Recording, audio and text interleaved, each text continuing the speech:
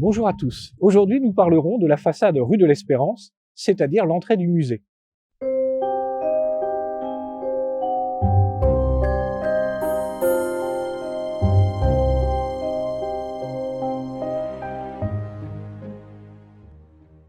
L'entrée du musée surprend le visiteur. Il est d'abord confronté à un imposant mur de briques portant l'inscription monumentale « Musée » en lettres capitales blanches. Derrière ce mur, il découvre ensuite un vaste jardin dont l'allée le mène jusqu'au hall d'entrée du musée.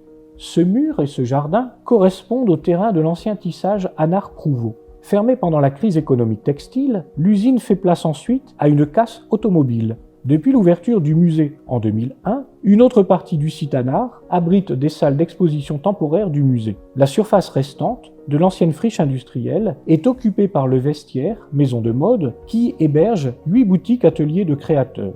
Cette ouverture sur le cœur de ville ouvre une perspective en direction de l'École nationale supérieure des arts et industries textiles située en face. Fondée par l'État en 1889, construit par l'architecte douaisien Fernand Duterre, cet établissement abrite d'emblée les collections du musée qui se développent grâce à son deuxième directeur, Victor Champier, en poste dès 1902. Ces collections demeurent dans l'école jusqu'à la Seconde Guerre mondiale. Le nouveau musée regarde l'ancien musée, tout un symbole.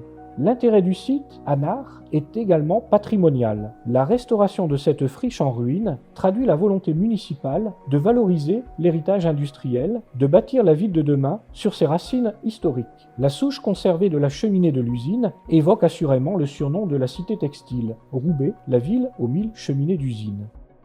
Roubaix est classée ville d'art et d'histoire pour la richesse de son patrimoine industriel.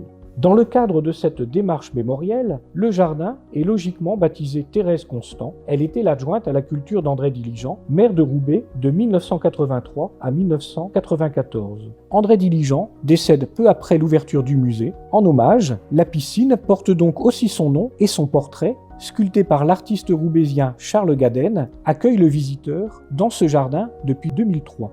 En termes muséographiques, ce jardin agrandit considérablement la superficie du musée et par conséquent sa surface d'exposition. Car ce jardin de 1200 mètres carrés, qui fait d'ailleurs écho au jardin solarium de la piscine, dont nous parlerons dans une prochaine vidéo, est un espace d'exposition à part entière, un parc de sculptures qui présente plusieurs pièces majeures des collections. 3 cailloux d'Agnès Decoux et Serge Bottagisio matérialisent depuis 2006 le projet d'une collection de sculptures contemporaines, tout en intégrant une dimension land art à ce programme.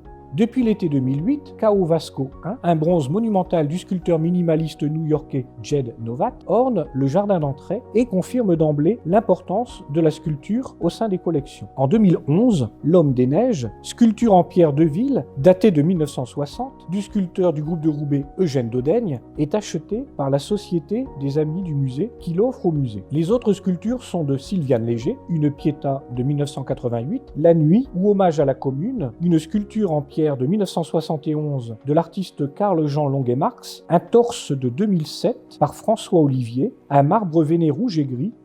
Enfin, ce jardin est planté d'arbres et d'arbustes.